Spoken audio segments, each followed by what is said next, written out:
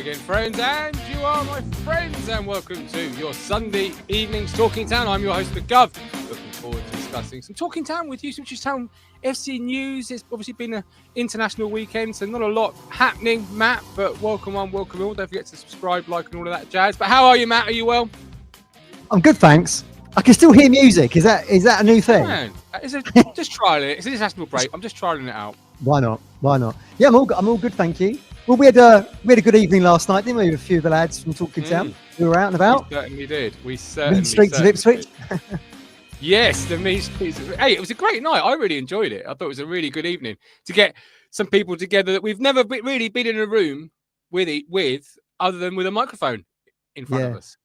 Yeah, exactly you that. Know? Yeah. I hadn't really spent time with Coxie, for example, without asking him 3 questions and then passing him a mic. Yeah, at the Alf Ramsey statue. Yeah, it was good. Nice curry. Yeah, it was very good. Very good evening. I mean, you were saying ITFC beer didn't get home till 10:30. We left the restaurant at what, 10:15. He got home at 2:30. So he says. Yeah. Trains and automobiles journey back to. Yeah.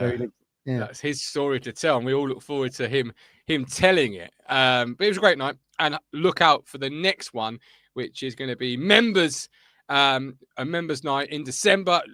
News coming very shortly on that one. Talking of news, there's been some town news this week. They haven't left us completely cut off from any town tidbits and information, and of course, one of which is Kieran McKenna wins Manager of the Month. Matthew Phillips, what are your thoughts on Kieran winning Manager of the Month? I mean, fantastic, brilliant for Kieran. Bit lucky, really, with the Blackburn result, but of course, that game never happened now, so we can put that under the car. Exactly. Yeah, exactly that. So, I mean, it was very good results, wasn't it? I mean, you've beaten Sheffield United 5-0 in front of the Sky cameras. I know they're not the greatest opposition at the moment, but it was a fantastic spectacle for the neutral and for town fans. You beat Portsmouth 2-1, and then we got the draw at Bristol City. 7 points. Nice haul. Really good. So fantastic for Kieran. I really liked the photo they did where he had sort of some of the wider back room staff and people that probably work around the training facility and all that kind of thing, sharing in the moment. Absolutely brilliant. Well done, Kieran. I think he could do it for October as well. I mean, he's off to a good start. The Norwich game. Is there still a curse associated with winning Manager of the Month? Is that still a thing? Well, I don't know. That used to be, wasn't it? That you'd be announced and then you'd lose your next game or whatever. But look, we're already in October. We've already won 1 game against Norwich. So, yeah, there you go. Well, this is it. But that came before the announcement of Manager of the Month, though. Oh, right, you're putting a little nuance in here, are you? Right, okay. Well, so it could be a Borough game.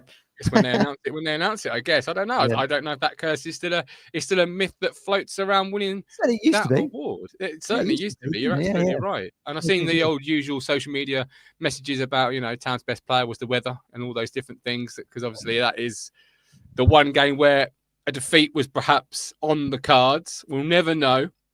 No. It's all hypothetical now. It doesn't exist. It's already been rescheduled. It's in the diary, so it technically does not exist. It never happened. Is that the Blackburn fans saying that on social? Is it? I don't know which fans of which club are saying. I'm just seeing it floated. Several only tongue in cheek comments. Mark's this evening, guys. Weekends are so boring without the Blues play, and they truly are. I detest international other breaks. Although I've been ill, so technically I've come around as the weeks progressed, as Matt will tell you for our WhatsApp messages, where I've been praising the international break. Yeah. I've forgotten you'd been here when you sat next to me last night. Maybe I look sickening for something. Thanks ever so much. But I thought great news on Kieran McKenna winning Manager of the Month. 7 points in the last few games that we've played. A great month. A real turning point. You hope now. You've got some games coming up. You've got Middlesbrough when you start back next Friday. You've got Charlton. Then you've got West Brom, so 2 of the top 6. I'm not quite sure, without quickly looking, where Charlton currently are, but still 3. I'll tell you. Please do. 13th. So they're on 12. So just below us. We're 9th with 13 as we sit here right now. And Charlton are down in 13th with 12 points. Scored 8 and let in 8. So they've had a good defence. They've not really got the goal power, it would suggest. But 2 home, 1 away, but 3 tough games nonetheless. Charlton are a side that come up and have started well, really, to be sitting 13th. They've pulled out some good results and good performances. So you're hoping that corner that we've turned, can continue. It obviously starts tough away Middlesbrough on that difficult Friday game, night. isn't it? Yeah, that's a tough game. 8:00 kickoff, I think, in front of the Sky cameras. Well, top of the table, right? Let me just check that.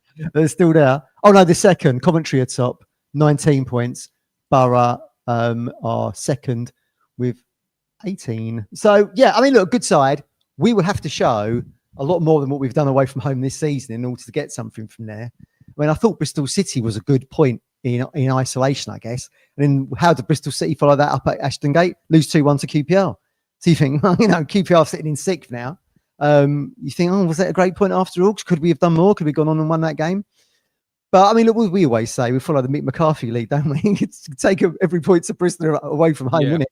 And then you see the form that we're just putting in at Portman Road at the moment, where we've gone from not even being able to really score there in the Premier League last season, pretty much, to now almost making it back into a fortress with the Sheffield United, Portsmouth and Norwich results.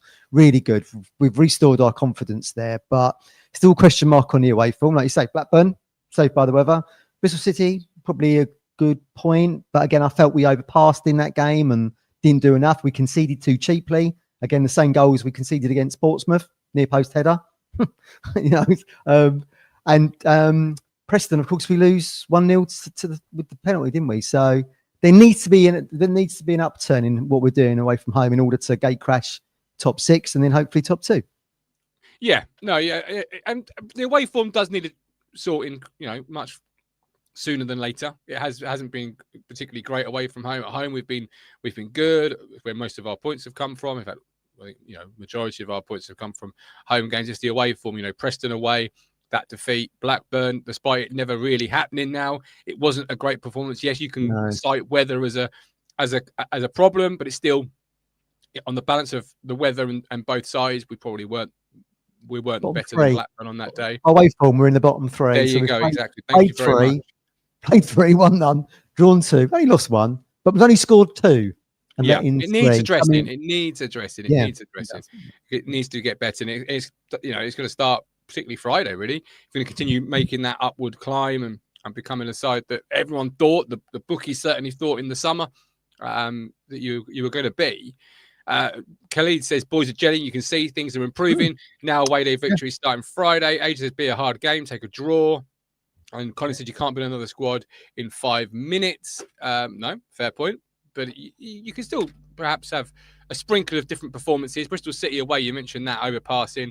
It wasn't a great performance from us. We got a point, which I think is what we deserved. But if you were looking to say who really deserved to win that game, I don't think there was many shouts for Town being the stronger side, particularly over the course of the 90. They controlled the game well in the first half, but with very little cutting edge. As we just said there, we've only scored 2 goals. Both pens, aren't they? Birmingham and Bristol City, both penalties. So, scoring an open play away from home has been very difficult for us. Whenever we've seen at Portman Road, complete opposite. Give the ball to Jayden, he will score a screamer. This is it, yeah. We need to replicate on the road.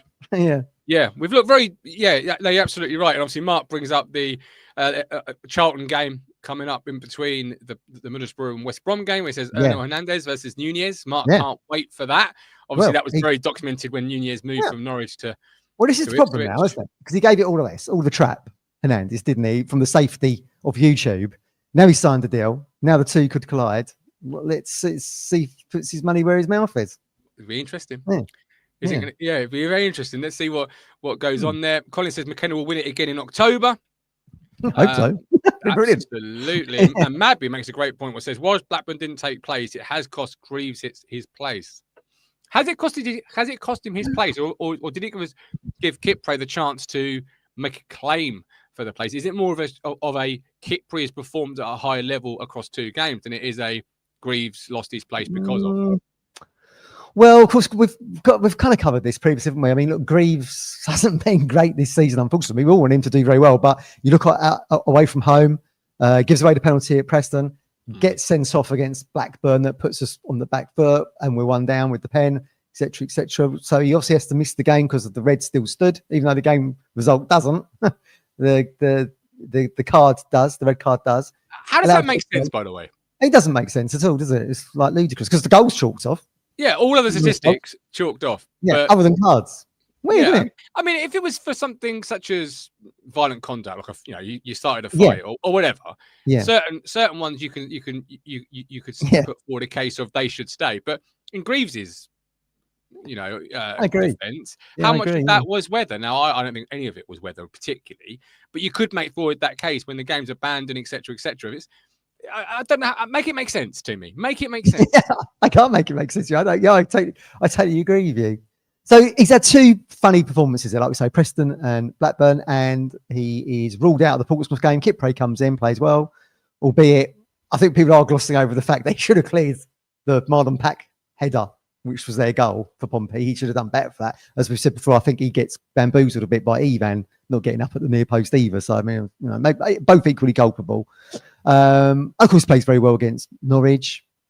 But none of this really matters to McKenna. I would not be surprised if Greaves is in the starting lineup against Borough on Friday, because what are we doing here? We're actually having the same conversations what we had last season, but you just take out Kit Bray, you put Burgess in there, and you saw that being rotated around constantly. And in the season before that, you took out whoever was on that left-hand side, Wolfie, whoever it might have been, and you stuck Edmondson in there. So, I mean, there's evidence pretty much to show that McKenna will just chop and change centre-backs at a whim. It seems. Yeah, this is what Daniel says. Excellent point from one of our YouTube members. Daniel, we saw last season Burgess was in and out of the squad. I think we'll see the same with Greaves this season. Interesting that O'Shea doesn't seem the player that ever sort of rotates in that position. He's got the captain's armbands. Yeah, it's he has this season, but even last season, he wasn't a player you often found was being rotated. I'm right in thinking that he won Players Player of the Season. Was he last season for us in the Premier League? He certainly won some kind of gong, didn't he? As he deserved to be, because when there was links in the early part of some of him potentially moving away, I know there was many people saying, we can't be losing him, and they were right. Big fan of Dara O'Shea. I think he's a wonderful player. Passing needs to be better though. His passing was inside the first 10 minutes on Sunday, particularly, it was very sloppy. Yeah, very, very sloppy. All right, we do offer a voicemail service here. As you may or may not know yet, it's a chance for you just to air questions, grievances, praises, rants, whatever is your opinion on Talking Town or ITFC. Leave it on our speakpipe.com/Talking Town. It's as easy as a WhatsApp voice message. You open up your phone, you speak into it. You can, I think, don't quote me, listen to it back before you send it, or you just send it. But either way, you air what you want to say. Morning, noon, or night. AM or PM, doesn't matter when it is. It could be during a game, after a game. You could even do as I would do if it was me. Leave comments through the game and then apologise after the game on how wrong you were, because that's how often my WhatsApp goes during a game. But we have got one voicemail that's been left, which I thought was actually pretty good for the international break, because there's nothing happening. So I thought one was better than I would be getting, and I've left one in from last week just because I thought it was so good that it had to be left in. But here we go. Are you ready, Matthew, for the voicemails? Yep, let's do it.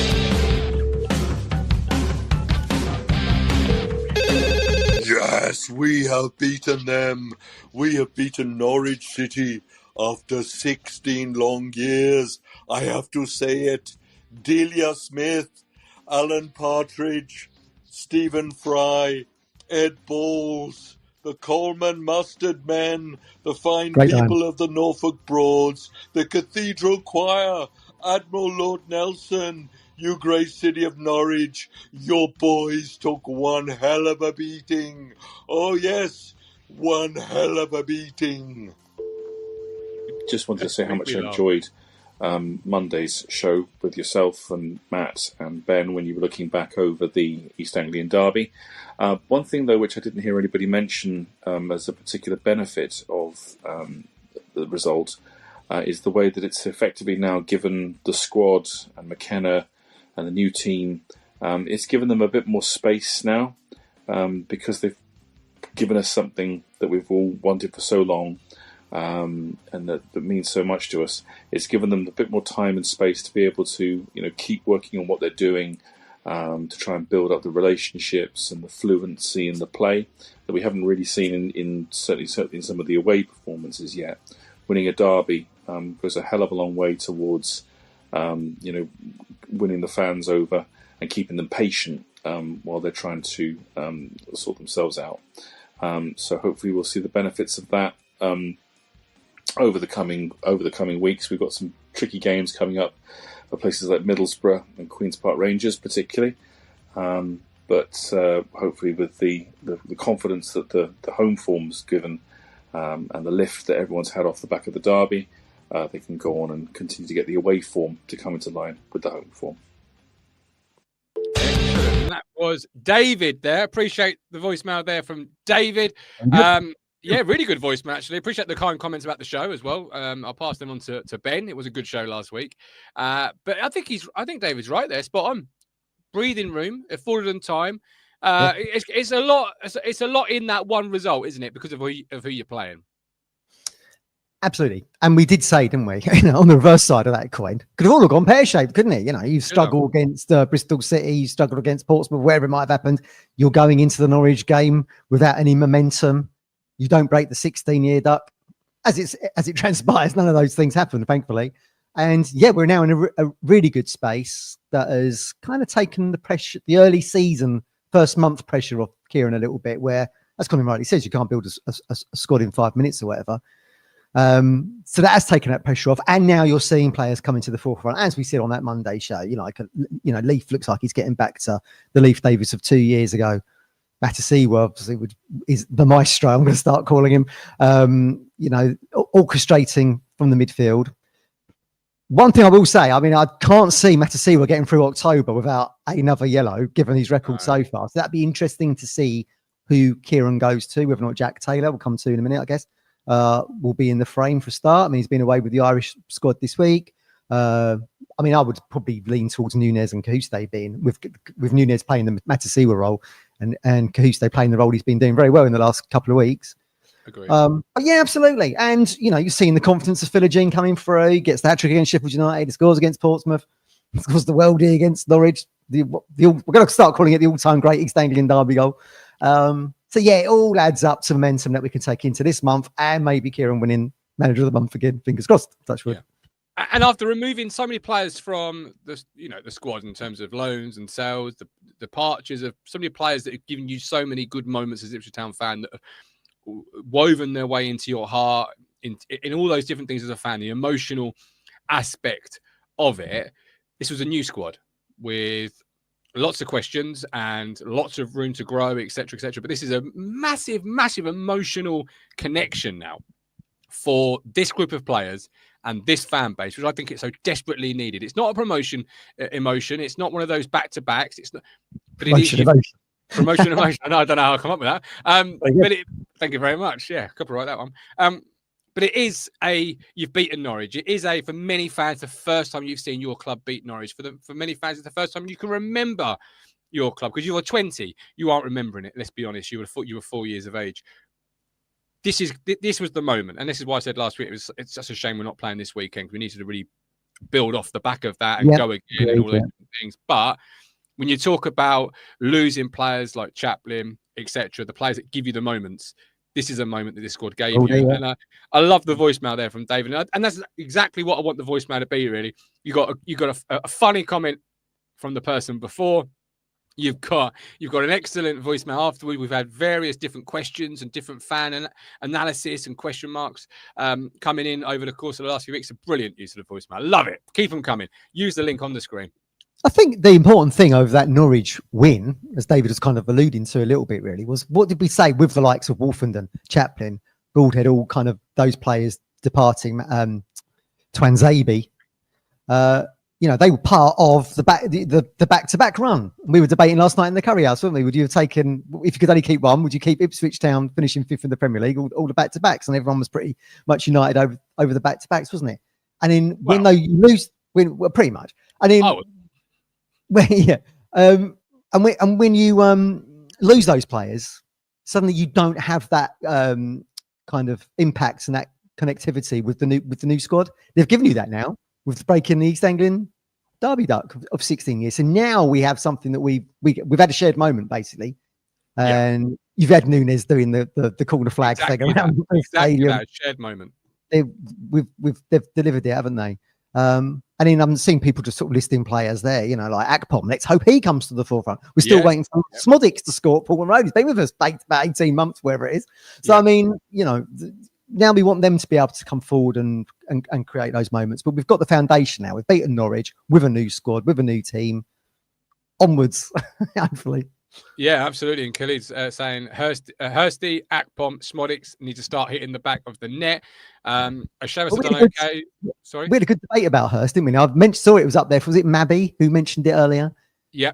Hurst is interesting, isn't it? That I see what everyone else thinks in the comments. Me and Martin were discussing this. I saw a bit of Scotland beating Greece 3-1. And I was like, I wonder how Hurst is getting on. So you look at the starting lineup: Shay Adams, formerly of Southampton, now plying his trade at Torino in the Italian league. He comes off whatever. Who comes on? I was hoping George going to come up. No, Lyndon Dykes, pretty much a journeyman striker now at Birmingham. I mean, so he's went from handball open day of the season. Got us a point. Exactly. We should thank him, really, shouldn't we? We should. So, but George's third choice in a Scotland side, right? So, I mean, it's just a weird dynamic, that, isn't it? That your starting number 9 is the third choice for Scotland, who are always going to be on the periphery of trying to get into the playoffs for major tournaments, actually qualifying automatically, pretty much trying to get into the periphery of the playoffs. So, but look, he's had some great moments for us. I mean, we were talking about your favourite game, weren't we? Barnsley 3-0. I mean, what is the catalyst moment of that other than Baldhead's header to get the ball rolling? It's his worldy goal from outside that was fantastic. I mean, limbs at Oakwell, wasn't it? You said you've never celebrated a goal like it. So, I mean, look, I don't want to be too critical of George. And I loved his opening day celebration, the penalty at St Andrews, runs over to the Birmingham faithful going, this is what I do, hitting the badge. Brilliant. But but we know he's got an injury record. He hasn't got the greatest goal record. It's as I said before, it feels like it's a dice roll to put everything in on him. But let's hope Smodics, Akpom, Ivan all come to the forefront to help him out, because we want them all to do well. Yeah. Absolutely. This was a comment, wasn't it, from Mabby that you were referring to in regards to Scotland's third striker? Yeah. Excellent. Daniel obviously mentioning Smodics in a boot, which is what's been sort of mentioned or floated or seen on social media. I know he withdrew from the. Hello, Chaplin. I told you he'd come back, didn't I? I've got no idea what's going on there. Mabby says Barrow will be our first away game where they won't sit in, and then we can play a bit more expansively. Martin, the Middlesbrough game will show whether or not hang on, sorry, I read that again, Martin. Sorry. The Middlesbrough game will show whether or not we are getting properly in the groove. Oh, yeah, I mean, it's a real test, isn't it? After like you say, you've lost the momentum of the Norwich game in terms of back-to-back matches. You've had the break, and it's a very tough game to go back to trying to get something from. Absolutely. Yeah. Agreed. Don't forget, we have got our match preview this Wednesday, 8 p.m. So do come and join us live. We look ahead to the Middlesbrough game. We do all the normal fun things we do on a match preview. So do come and join us then. And don't forget, if you're brand new here, if you're a Town News, Views, fan opinion and more, hit the subscribe button. Join Talking Town. And Trevor brings us brilliantly round to our next discussion point. He says Taylor is not a natural replacement for Matasiwa. Obviously, Jack Taylor this week signing a new contract. Matthew, what were your thoughts? I mean, I'm a big Jack Taylor fan, so you know where I am in this position. Yes. But what are your thoughts on Jack Taylor signing a new contract? Well, I mean, look, he's at a great age. That he's 27, coming on 28, I think. So he's at a great age where Ipswich just kind of, taking an opportunity on players. Has Jack Taylor taken his opportunity, though? I mean, I guess he has to some degree. But again, we're talking about, Scotland being on the periphery of things. Just feels like Jack Taylor is on the periphery of the team. And, if Cahuste's going to come out the side, then you're going to think Nunes is going to be there. If Matasiwa comes out the side, again, it's going to be Nunes and Cahuste, isn't it? So, and then you've got Jack Taylor bubbling below that, and you've got Cam Humphreys there as well. I mean, I see what everyone else thinks in the comments. To me, it seems like I think Taylor would have been out of contract in the summer. They renewed a contract, keep him at Pullman Road, probably sell him for a fee in the summer, I think. Unless, of course, he comes in, gets a run of games because of an injury to somebody and is turning heads. I mean, we do see this sometimes, don't we? But I don't know. He just seems like he's on the periphery to me. No, I agree. And he is. He's fourth choice. And Cam Humphreys is pushing him to be fourth choice, and Cam Humphreys is his own separate conversation. I still maintain he should have gone out on loan in the summer because he's not playing games now, and that development that he was on, that he was really becoming a good midfield player, had a great year at Wycombe. It's been stopped. It's been halted. He's not playing games, and you don't develop sat in the stands. But in terms of Jack Taylor, which is where the conversation currently is, yeah, he's fourth choice. He's not going to get in ahead of Nunez, who's just bet, let's say 8-9 million on. You're not going to get in ahead of Matasiwa on the performances, and you're not going to get in ahead of Jens Kajust. Many fans will say, Matt, and I want to know if you agree with it. Is it more of a value thing for the football club where they've signed him to a deal? Yeah, they rate him as a player, but ultimately it does protect the value in terms of being able to sell the player should they want to in the summer, as opposed to losing him on a free. Yeah, I totally agree with that. And then as soon as we saw the news announced, we both kind of said that was probably it. Really, he's just kind of making up squad numbers, sadly for him, because I mean he's had some good moments. I mean that rocket against Portsmouth, the winning goal was it against Wolves in the League Cup. When he scores, they normally are rockets. Let's be honest. He doesn't do a tapping, does he? No, exactly. And and now he's got Nunez hopefully to rival him on those stakes, and he's played in the Premier League for Town. But he's signed that deal, but he's probably thinking like Wolfenden was, I want to go off and probably play games somewhere. I can see that happening most likely. Yeah, fair enough. We've got some great comments coming in. I appreciate you all being here with us, by the way. It's International Weekend. Nothing's really happened. Let's be brutally honest and fair. So I really do appreciate you being with us on your Sunday evening. Shane says, nice to see Taylor happy to stay and believe in the club. Martin, we will keep Taylor to the summer as last ditch reserve. I'd love to see another one or two of his thunderbolts, as we all would. Yeah. And that Wolves goal, well, it's not a thunderbolt. That header is still up there. One of the top Premier League moments last year. Yeah, I totally agree. And he played very well in that Bournemouth game that we ended up losing. I mean, 2-1, whatever it was. But he was in the midfield that day with Moulsey. And I thought he played very well in that game with Moulsey. And I don't think we saw that enough, to be honest with you. No. But there we go. It's up to Kieran, isn't it? Agreed. It's up to Kieran. He's picking that side. And at the moment, he sees whatever we think of Jack Taylor, he sees him as the fourth choice. I mean, all fans are going to say that, like you rightly say. I mean, he's not going to. He's below Matasiwa, he's below Kajust, he's below Nunez. That's the top three there, isn't it? Yeah, absolutely. So the Blackburn fixture was rearranged. That means we've got a little bit of a fixture congestion coming up. Do you know we've got 7 games from the 25th of November, Matt, to Christmas? Wow. It's more like a game every 3.5 days or so. You don't get this in the Premier League, do you? I better save this voice. Yeah, yeah. God, I'm going to be hosting some shows here. I reckon. If we've got 7 games, that's 7 match reactions, that's 7 match previews. Yeah, and then that's 7 Talking Town podcasts afterwards. That's a lot of shows. I'm going to be busy before Christmas. I better get my Christmas shopping done. There's going to be a lot of content going on in there. But we said this was going to happen, didn't we? I mean, that's where actually you either put a run together and actually gate crash the top 2, or you start falling away. Yeah. At the moment, it suggests to me that we will gate crash it. But I mean, we've got to keep it. It's easy for me to say. I've got to do it on the pitch. By that point, it might not be a gate crash situation. By that point, it could be, particularly if you get a result at Middlesbrough, it could be a consolidation. It could be a runaway. It could be any number of different things by that point. By the 25th of November, a day after my birthday, for those that wish to know and give me a gift, which would make my birthday the 24th, just another hint.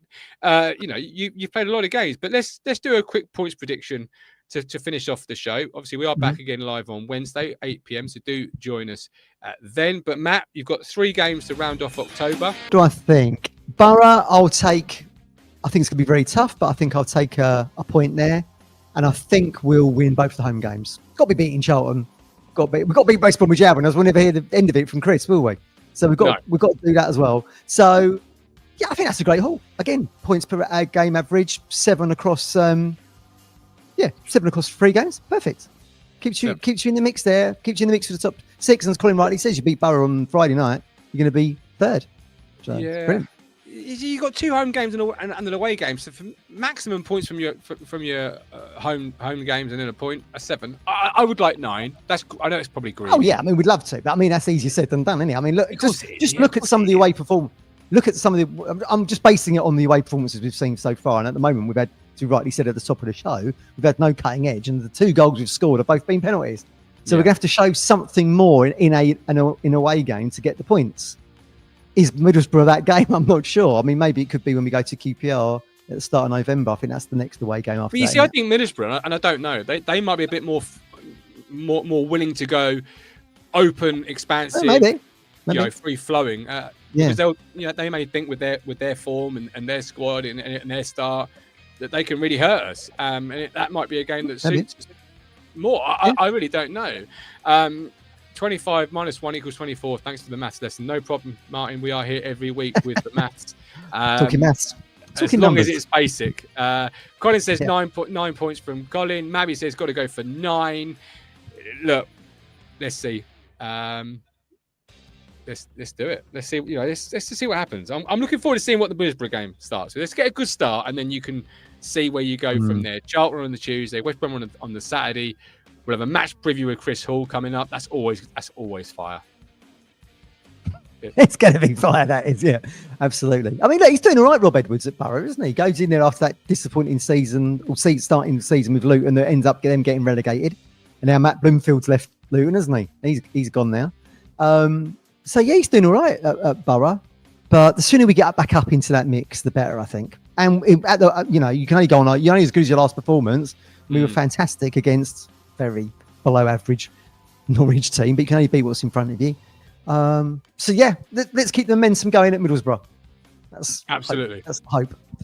All right, we're done for the day. Like and subscribe and all that wonderful jazz. Thank you for watching. This man's the media mogul, Matthew Phillips. I am your host, the Gov. Thank you for watching. Apologies for if you've heard throughout the course of the show me eating a cough sweet. I've got a cough. It's coming back again now. I can feel it just sort of tickling in the back of my throat. So I'm going to end the stream very quickly. Thank you very much. Take care. God bless. All the best. You've reached the end. Thank you so much for watching. Hit here to subscribe. It's totally free. And hit here for more Talking Town videos. I'll see you on the next one.